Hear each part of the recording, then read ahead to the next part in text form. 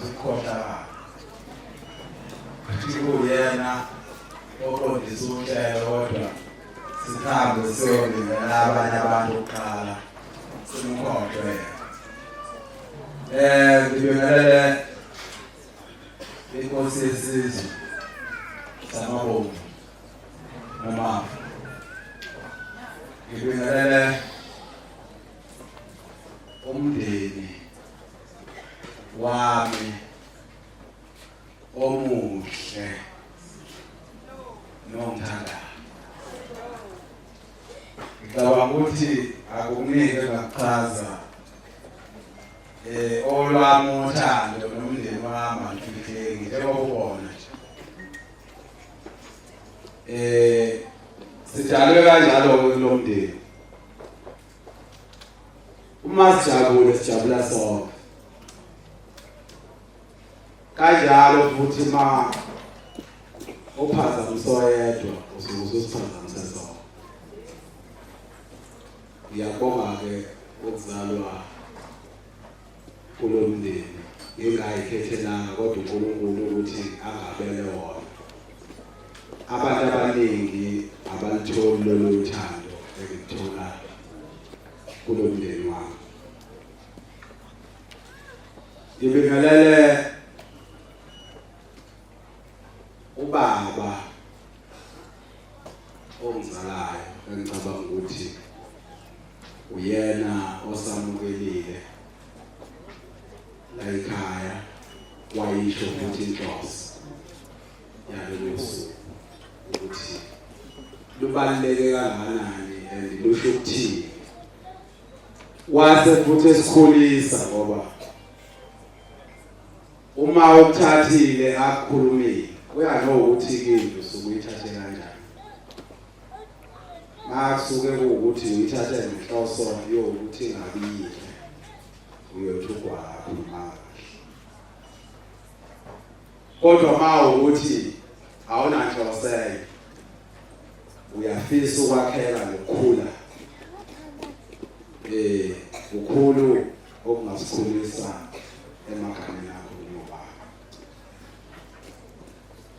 Ngibingelele amakhosikazi ami anjani?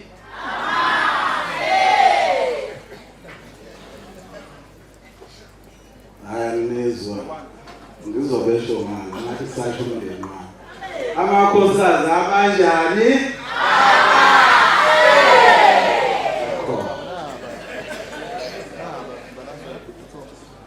Ngicabanga ukuthi ngeke ngisawasukumisa ngoba namhlanje asukumile.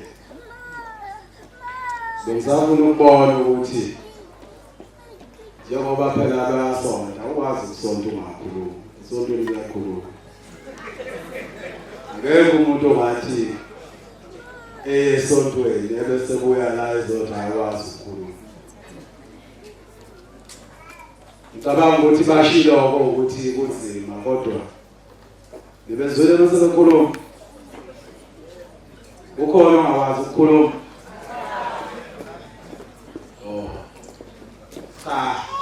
Ngibingelele abafowethu bonke engisebenza nabo, abafowethu engiphila nabo, abangani ihlobo, nawo wonke umuntu okhona la ekhaya emzini kababa namhlanje. Sanibonani. Mhlawumbe ngizoqala ngokuthi ngiphinde engiyekusho bafowethu ngiyabonga ngothando eningikhombisa lona. Makuse kuhle nje emahlweni ami ngiyithi kuhle.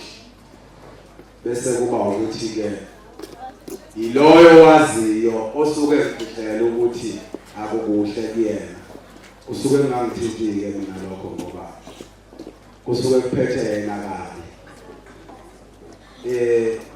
Inhliziyo kahle kahle umuntu emlimazayo umnini. Ngoba imicabango ilwa naye hayi nami. Mina nje zokulinda esikhale ngalo lapho engisuke ngingazi lutho khona kodwa ke ngenhlanhla yaleli dlozi lala ekhaya noNkulunkulu engicabanga ukuthi usebenza kanye naleli dlozi kuningi okwenzakalayo emfihlakalweni la ngisuke ngingaboni khona. Kodwa ngenhlanhla njengegama lakho akuvamisile ukuthi kufike kungazi okuningi futhi okusuke kuzinhlelo.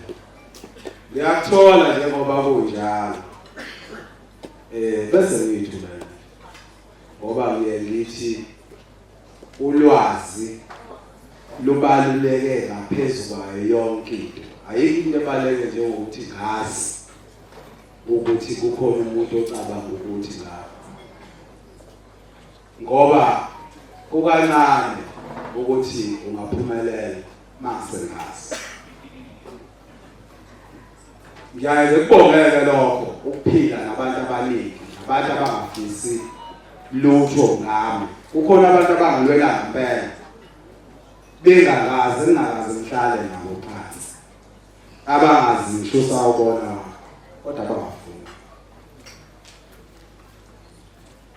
mhlawumbe ke ngithi kuyasiza kakhulu lokho ngizocela nje mhlawumbe ukuthi bafowethu eminyakeni emithathu ilandelana u2023 u2024 u25 ngibe nomfana obengikhonzile ngingamazi engizwe mhlawumbe esengasekho noma esezohamba emhlabeni obepromota nje ukuba indoda enkulu ngaba indoda enkulu mhlawumbe ngizelwe ngimncane ukudlaliswa ngalona kodwa kwakho umfana nje ongithandayo engingamazi ngingakaze ngihlale naye phansi kodwa ngathola ukuthi ekugcineni isithomo sami salona namhlanje akekho phakathi so mfana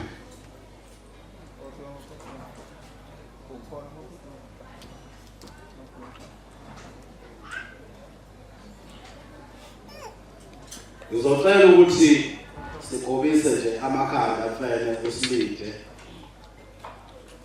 usho mawusethi amen simhloniphe kanye nentokazi yakamthalane esibhale ubani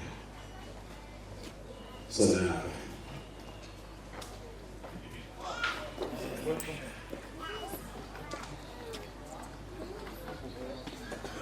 singagqibisa amakhanda sonke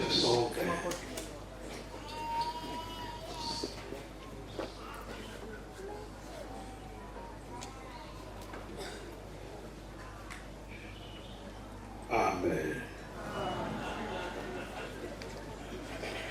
Kuthatha ube nomunywana okunye ngoba ukucabanga kahle yini ongayenzela umuntu noma yini umuntu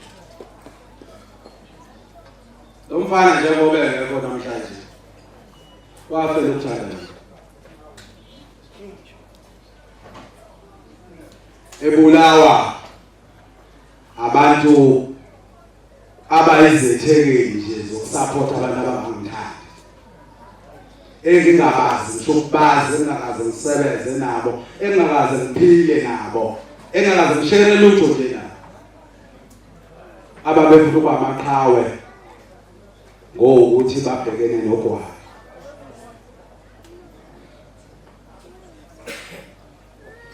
wasuka igama lifele wafela igama lokungibiza estage la ekhaya wathi ucela indoda enkulu wathi induna bani sizodlula wena yena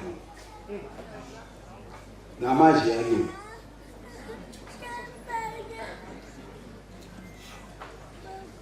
angazi ukuthi ngayichaza ngiyithini ngoba ukhona into ukuthi uyayilungisa ungeneliseke ukuthi ilungile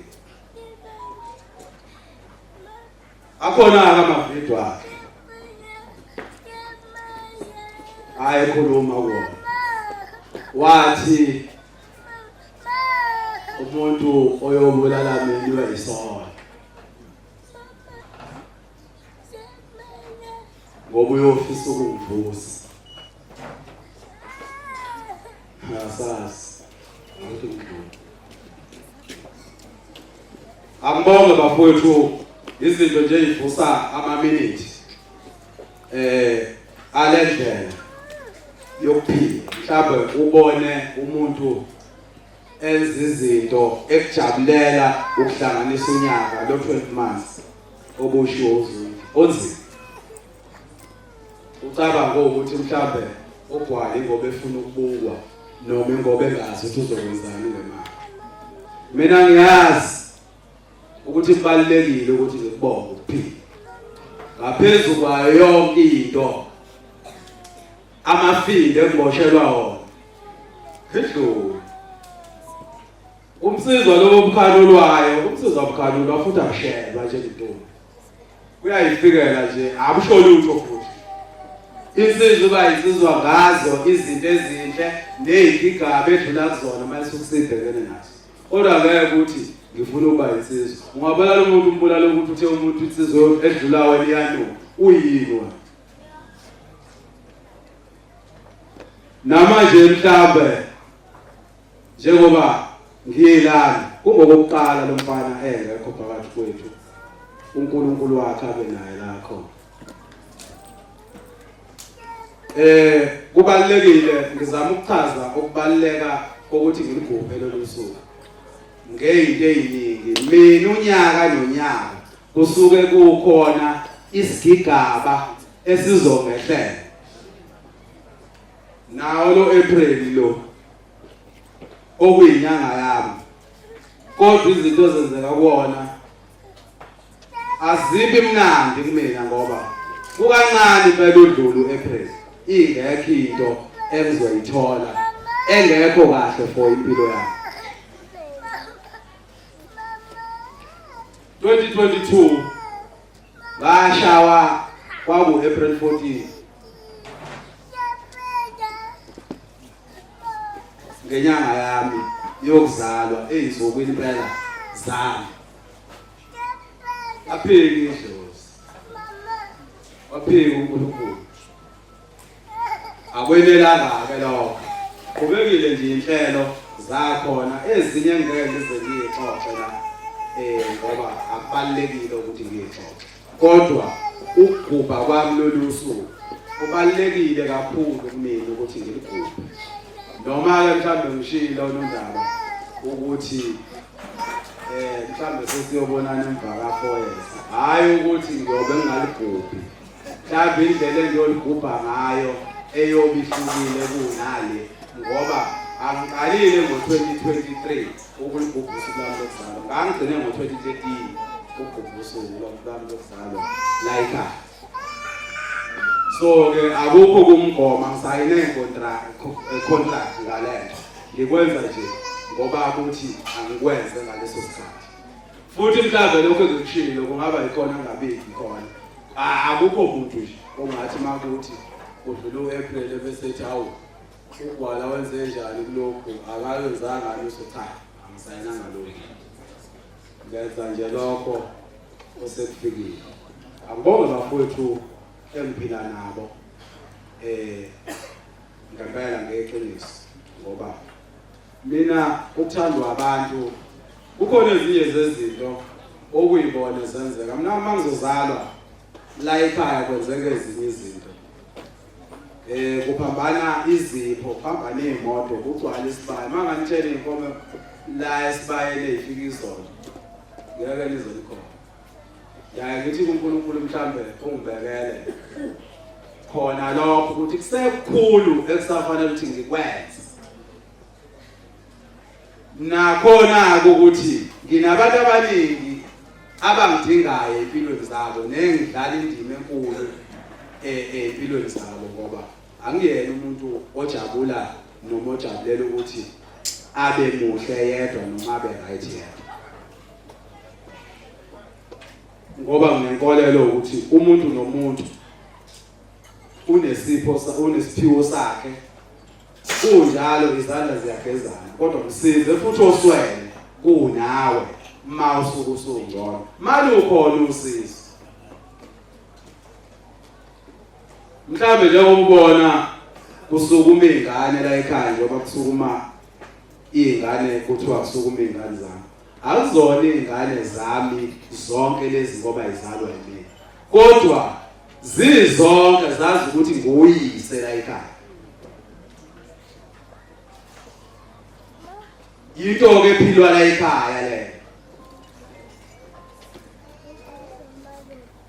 uNkulunkulu nedlozi lakithi engizokusho njengoba ngigubha iminyaka sonke isikhathi ngithi ngicela iminyaka emide ngifeze lokho engingakakufezi ukuze ukwazi ukuthi umndeni wami uphile impilo engcono. Bafowethu asiqhubekeni siphile njengoba ngishilo ukuthi ngeke ngibonge ngamunye kubantu abadlala indima ebalulekile empilweni yami. Niyazazi asiphileni futhi ukubuka. Siyakwazi siphilayo ukuthi siphila kanjani. Bese siqhubeka senza leyo nto leyo ukuthi inkinga siyeluse ingasigcwele. Ngiyafisa ukuthi usazojatshulwa la ekhaya ngoba inhlelo njengoba sishilo ukuthi sizingane sesizokhathula ngempela mphathohle emva kwami. Usazojatshulwa la ekhaya abantu abayiphathe kahle kunama-artist azoperform. Ngakho njalo ngoba ngimthanda mhlawumbe aseshumini alike levolontiya. Kukodwa lokho kwenza umehluko even emndenini yami. Emphakathini wakithi ubuzobuka labo baculi ababathandayo. Kumina ababakhokhela imali mabeyobabuka bebabuke mahhala. Kuyawenza umehluko lokho. Ngale ukuthi mhlawumbe khona ezokuthatha.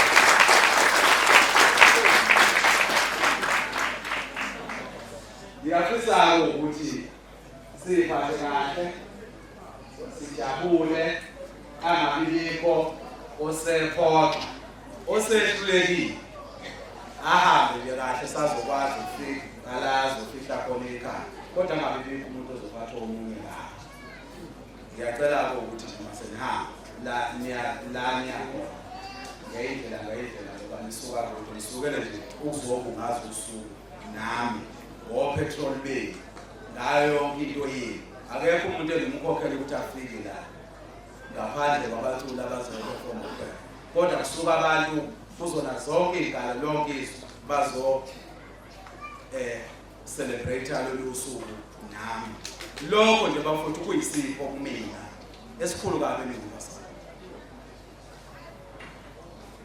uNkulunkulu ke lezo zakithi nathi bahamba nami kungabikho okubi esizokuzwa ukuthi emva kokuhlukana kwethu sembele ukuthi sembele nengozi sekukhona abafikanga ngakho.